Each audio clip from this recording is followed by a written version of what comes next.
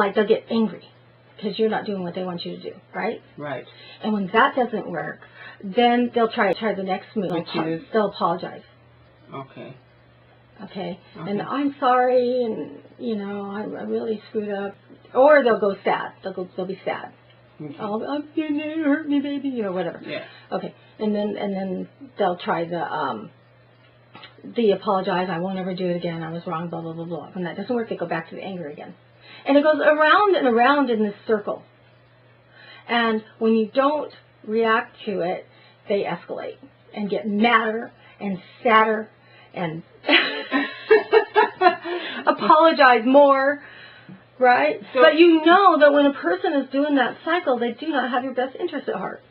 So what they do is just up the ante on the drama each time it goes around. Mm-hmm. Each cycle, the drama gets more intense. And sometimes it gets violent. Yeah. Because they're willing to go into violence because they're not willing to yield control, because control is what they were after. It was never being concerned with their victim. Right. If they cared about the person's well-being, they wouldn't be trying to control them with all these silly charades. That's correct. And that's what they are. Just because they're really good at it and they can cry real tears and really, really tell you a good story about how they're never going to do it again. Right. And be super, super nice and charming and absolutely wonderful. And make all the promises that you want to hear. And be so scary you're terrified and want to melt into the wall. And? You know, doesn't make them honest. That doesn't make them honest. That just makes it where they're wearing you down. That's what they're trying to do, is wear you down. It's manipulation. It's a game. Right. Because if it were honest, they wouldn't be doing that to you. Well, honesty doesn't need all that drama now, does it? No, and honesty has something to do with integrity. Right. And they have none. Right. And when they're honest, people that have integrity don't do that. Right. They don't. They don't. They don't do that cycle. And so it's kind of that's a thing to watch for. And if you see that cycle happening because you're not doing what that person wants, you are not with a person who really cares about you. You're in trouble. This is really common among lovers. Mm-hmm. This is really common in families. Mm-hmm. But that can be the same scenario with anybody, can't it? Mm-hmm. And the game is a game. Mm-hmm. And the reason it's played is for control and manipulation. Right. And it's most common in families, because families are the most violent place in the country. But we lost 6,800 people in the Afghan-Iraqi war between 2003 until currently. And in that same exact period of time, we've lost between 20 and 25,000 people killed by their intimate partners. And if you throw in the kids that have been killed in domestic violence, we're looking at around 45,000 people in American homes today. Wow. And since 2003. But, you know, that's huge. So basically, it's 7 times plus higher than the mathematical odds of being killed in war. Right. You know, when we talk about, well, yeah, this usually happens in intimate relationships. Yes, it does. But it can happen in all relationships. That we see that violent cycle, unfortunately, and people using people. And that's so sad, because, you know, those are the people that are supposed to love you the most, your family, right? Right. And it's very sad. The statistics show the family is the most dangerous place to be. Mm-hmm. Home. Home is the most dangerous place to be, which says something very sad about what's happened to the American family. Because this hasn't always been the case. It doesn't always happen in the home. Sometimes it's when you try to leave them. But you know, in the association of the family environment is what you're really saying. Yes. That's dangerous. Mm-hmm. In other words, control has become more important than people. And love. And love is a mockery. Mm-hmm. I've heard a lot of people say that they never knew the difference between love and ownership, or love and control. They thought ownership, love, and control was what parents had as a right, and the words were used synonymously. And that's because that's a learned behavior. Yeah. Okay, all this stuff these people do is all learned behaviors.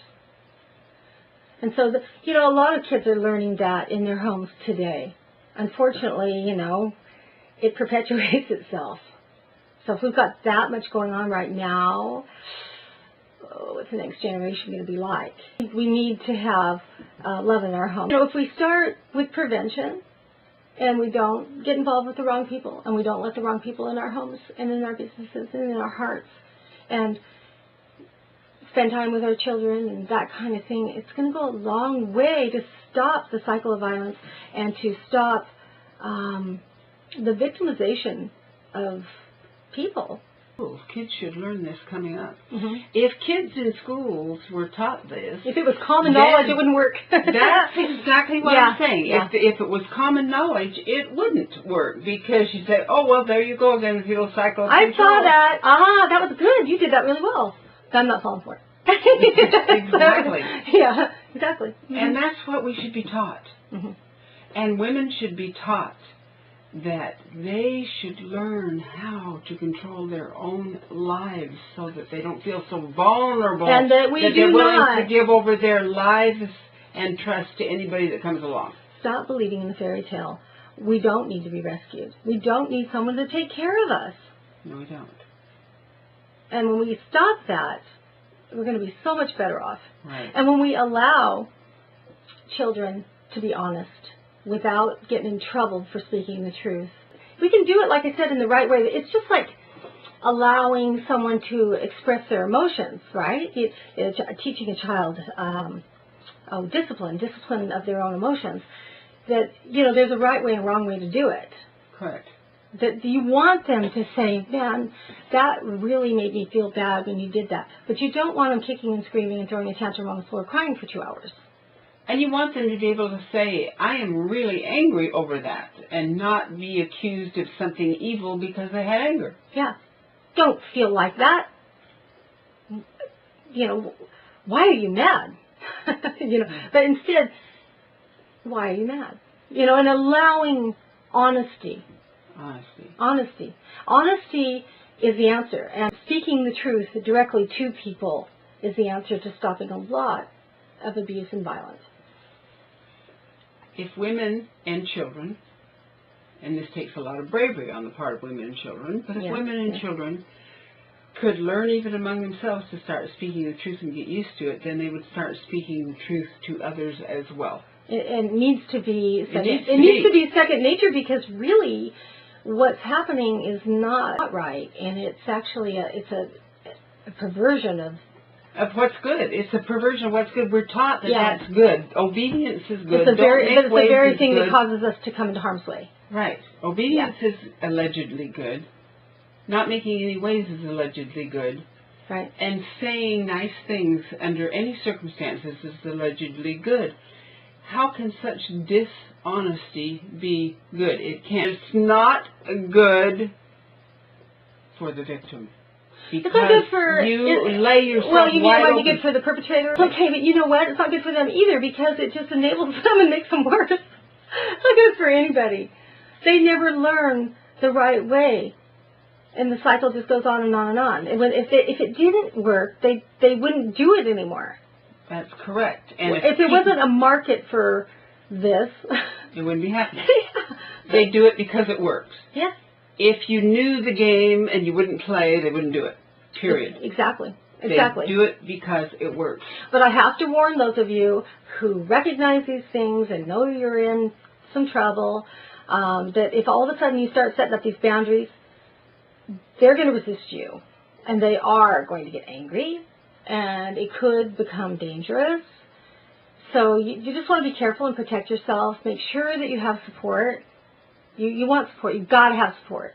If you see all the earmarks, it'd be smart to get some support and get away. I highly recommend Patricia Evans' book, The Verbally Abusive Relationship, Lundy Bancroft's book, Why Does He Do That? That's a great book. Yeah.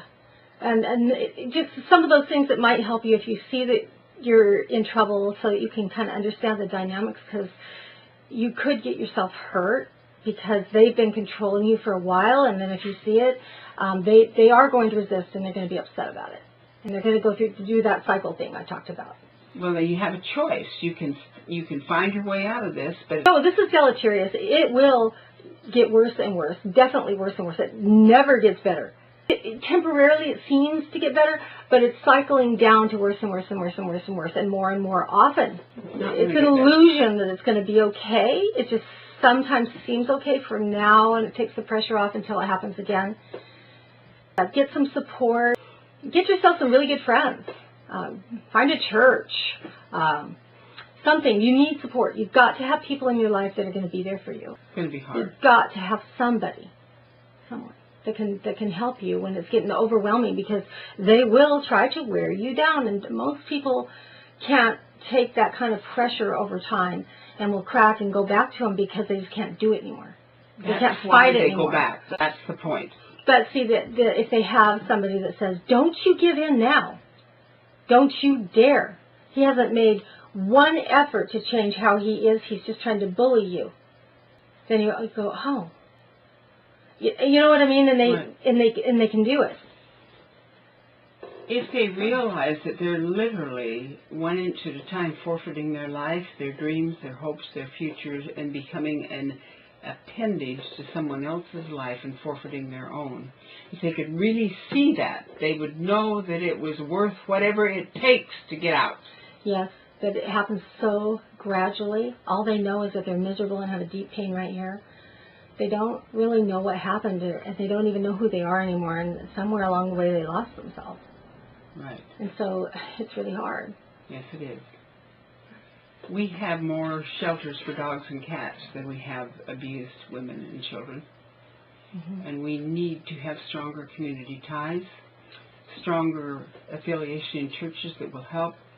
We need to stand up and reach out when we see someone with open arms and give them the tools, the wisdom, and the acceptance. That is what they need, because if you can't bolster them from the inside, you can't help them. They can't get out. But in order for them to stay out, because if you don't learn these things about speaking the truth to people, whether you seem rude or not, then you will fall back into it.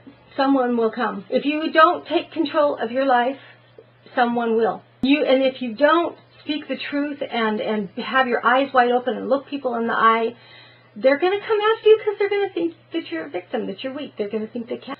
If you don't take control of your life, you will lose control of your life. Just that simple. Absolutely. And whenever you're not taking control of your life, you have. Right. So intentionally, we need to do it and not think we're bad for doing it. But instead, that we're mature and that we are a little bit smarter. And you don't owe anybody your life.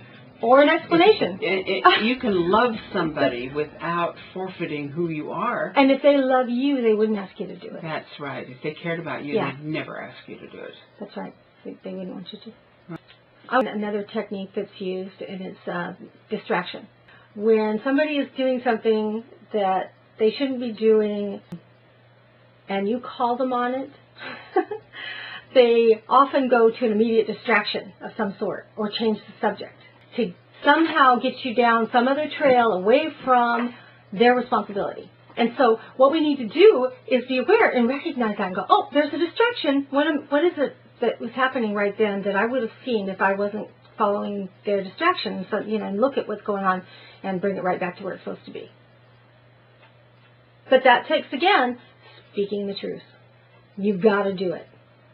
Please stop distracting me. Right. I know it. I see what you're doing. Right.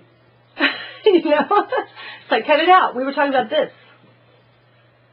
And they'll come up with all kinds of stuff. Oh my gosh, look out the window, there's a bird. Just random stuff. I mean, anything.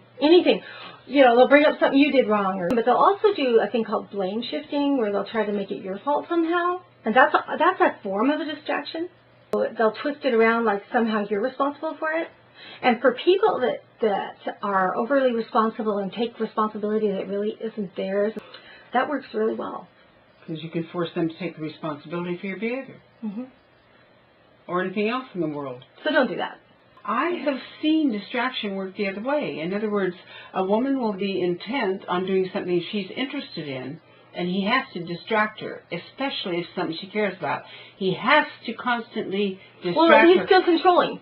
But it's almost as if the thing that she's interested in is in competition for his attention, and he doesn't want it there. Well, that's exactly what it is. She cannot be strengthened in who she is. She must be undermined if he's to have full control, you see? So he has to not only distract her, he has to take it away from her. He has to gradually cut it out of her life. So it's a setup to basically snip off her identity piece by piece until she finally just gives up and realizes she doesn't do that anymore. Or just gets so tired of it that she just... capitulates. Yeah. She just loses track of it all because it gets so confusing. I have seen women do that. And I have seen them ultimately over time go into depression. Yes, yes. Because they don't have any gusto and spark in their life anymore. Mm-hmm. Depression is the most common symptom you'll see. And what we're talking about now is not necessarily con artists, but and these are controllers, yes. And they're abusive. And so even though they may not be hitting her, they're stripping away her very identity. Yeah. Her self-confidence, her identity, her dreams, her future, they're not okay with him. Right. Because they get more attention, or he's afraid they may get more attention than he gets, therefore she can't have them. Right. Or she might be better at something than he is. And he couldn't tolerate that. And, yeah. He has, or she has to be the most important. And if that means destroying somebody else to do it, they'll do it. Because that is destructive. And the sad part is that this controller never really gets the relationship they want. They never get the love they want. They never get the importance they want. That's not power. I mean, it's about power, but that's not power. No. That's not power. Power is when people do things for you because they want to. Power is enlisting their heart, their mind, and their reason, not destroying it. Yeah. When you enlist their heart, their mind, and their reason, then you have purpose and intent that is clean and pure behind it. That's power. Yeah. When you destroy purpose and intent, mind and reason, that's not power, that's sickness. Yeah. And so it's very sad. See, there again we have like this mirror image of truth and the lie, the illusion. And it's a big one that is in society. And where they think this is reality, and really it's not. No, it isn't. So. Because we don't want to face our inconvenient truths. And we've been taught as females and as children, and some of the boys get out of it when they grow up and meet men that are out of it, because the men are not so bound by it, that nice and stupid are synonymous terms, and therefore when we are naive and smile and placate and tolerate unpleasant and wrong things with a smile on our face and kindness, we are saying, by our actions, we will accept abuse, and they get it. And it makes them feel very important, but the sad part is that it's not love. No, it isn't love. But they think that it's love. A lot of times people actually believe they really love that person, but they don't. They don't respect them. They don't love them. No. They don't even like them half the time. Because according to Webster's dictionary, love is a feeling of admiration akin to respect. So if a woman is never treated with respect, she cannot be loved. He may be obsessed over her because he thinks that's his woman, his property, but he does not love her and probably doesn't even know what love is. Vice versa, too. Yeah, there are some women that don't respect the man. And bully. It does go both ways. Yes. And how did they get this way? It's a learned behavior. So that, yes, they learned it from where they grew up. So they learned it in their own developing environment. Yeah, they did. And then they want to pass it on to those who are willing to play the game. Well, to them, that's how you do life. Well, there's a concept here now of the sadist and the masochist. They have to go together. They do. They're two sides of the same coin. Yeah. So if you've got somebody that's going to be sadistic and destroy somebody's life, you've also got to have somebody that's willing to play the victim. Or you can't have a game. Right. But how many victims realize it's a game and not a cultural demand? They don't. And that's what the point of this show is about. Right. The lie. That is the lie. It is a very, very dangerous lie that puts you at unbelievable risk, physically, financially, just in every way, sexually. It puts your mind... Can take your very self and spirit. It can. It can take everything you believe in, everything you hope for, your talent, your ability, your dreams, your hope. Your years. It can destroy you. Yeah. And your children. And it does destroy so many people. Depression and post-traumatic stress disorder and abuse, and I could go on and have a whole page of the negativities that come out of this particular behavior. And the kids that grow up in it are the next generation that learned it at home in their environment to perpetuate it. Right, and to them that's how you do life. So how do we stop this? Educate people, and then you got to know the truth. You got to see it. And then what you have to do is you have to speak the truth in love. You have to walk away, too. If someone's treating you like that, you can't you're allowing it to continue. You can't change people, but you can change what you will live with and what you will accept. That's right. Now, it can be really dangerous, so you've got to plan ahead if you're in an abusive situation. Sometimes you're not, and just don't put up with it. And yeah, that's easier said than done. I know that. I know that stalking happens, and that's where a lot of these people get killed in these intimate relationship murders. Right. That's why we need to be more supportive as a community and offer protection and support for people. People that get caught up in being victimized by their capitulating to their own inner truth learned that before they got into a stalking relationship. So theirs was a learned behavior too. Theirs is a learned behavior. So if they can realize now that they're inclined to do that and stop, it's not going to escalate and they're going to be fine. They need to stop. You need to stop. They need help to stop. It will escalate. But the point being, if they're not in a relationship that's being abusive now, and they know they're doing it, they can avoid it. Right. The girls that are in prevention is always the best. Yeah. Yes. The girls and women and boys that are in an abusive relationship, or anybody, men, if they're in it, that's when it's hard to get out, and it's more complicated. But if they recognize it before they're in it, and they can take this wisdom and apply it to their own life, they can save their future. So you're right. You know, we do need to look at prevention, and we need to start, teaching it to our kids. We need to stop being so concerned about what people think, and actually be concerned about what's right, and be concerned about being honest and telling the truth, even if it might hurt someone's feelings. What's worse, hurting somebody's feelings or putting yourself at risk and helping them to become a worse person? If you're willing to accept dishonesty all your life, the very fact you're accepting it is a statement that you're willing to accept it.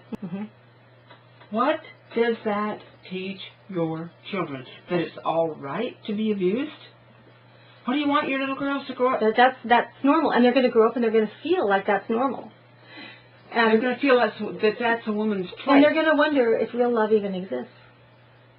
They may not ever know what it is. They might think that love is control and abuse, that love hurts, that love is painful, that love is sick, because they don't know what love is. Because abusive parents can say, I love you, while they're hurting you terribly. And they do. And they do. And so do abusive mates. And I want to just let it be known that many gay and homosexual relationships, gay and lesbian relationships, are abusive too. I mean, it happens there too.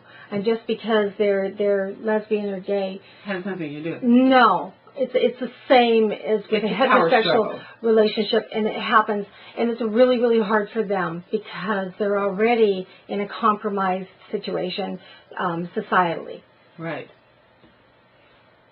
Well, it's a game for manipulation and control, and it's not confined to marriage. It can be between siblings, parents and children, friends at school, the neighbor next door. It's a game. It's a sick game. The game is being played where half the players don't know it's a game. Rebecca, I just want to go over a few really important points before we wrap this up. And that is, how can we protect ourselves? What should we do? Because there is a lot we can do. We need to know that. Yes. First of all, be aware of your surroundings. Be aware of people. Look people in the eye. Be confident. Notice what they're doing. Notice what they're saying. For instance, what kind of questions are they asking you about your personal life? And why do they want to know? Right? It's none of their business. And they don't, there's a lot, and it seems innocent enough, but they just don't need to know unless you know that person really well. It's just not a good idea. Look out for unsolicited, abundant gifts. That's usually a very, very bad sign. Tons and tons of presents and stuff like that, and taking you out and just over the top. Oh, not good. Not good at all. That person will turn around and be a very, usually a very mean person. So there are not too many exceptions to that rule. That fairy tale gift of a pretty woman is just a real fairy tale. Right. So, watch out for those abundant, like when you don't even know them that long, and all of a sudden there's tons and tons of gifts, and it's just over the top, and promises, tons of promises about all the things they're going to do for you and all the places they're going to take you, especially when you haven't known them that long. It's not a good sign. So look for that. When somebody puts you down or slights you or somehow acts like you're not good enough or you screw up or whatever it is to undermine you, I don't care if it's at work or whatever, no apologies, no excuses, no explanations. Okay? You don't want to go there. Instead, you put it back on them. Remember to do that. Do not address what they're saying about you. Address them. Why do you think that? Where did you get that idea? Explain that to me. You have to do that. Okay. Because as soon as you take that other position, you lose. Be direct. Be kind. And remember, be honest. And it feels really uncomfortable at first. It doesn't feel right. It's very hard. But the more you do it, the easier it gets, the more natural. And then you realize it's fine, and most people don't really care, and it just makes your life way, way better because you're being honest, and it just changes everything for you. So speak the truth in love. There are so many people, men, women, and children that need this. But women, you are at the head of the line. Please realize this is a game, and she has told you the rules. Mm-hmm. Recognize it. Don't play. And it's you that's going to be able to make a difference in teaching your children so that this doesn't just keep perpetuating and going on and on. Thank you so much. Thank you. Beverly has her bachelor's degree in family studies from Corban University. Has her master's degree in counseling from Multnomah University. She is a member of the American Association of Christian Counselors. She is also a member of Psychi, the International Honor Society in Psychology. Beverly's work credits include working with the Oregon State Penitentiary's maximum security men. She is also a Lynn County District Attorney Children's Advocate. She has worked in the state mental hospital and has years of experience with at-risk children.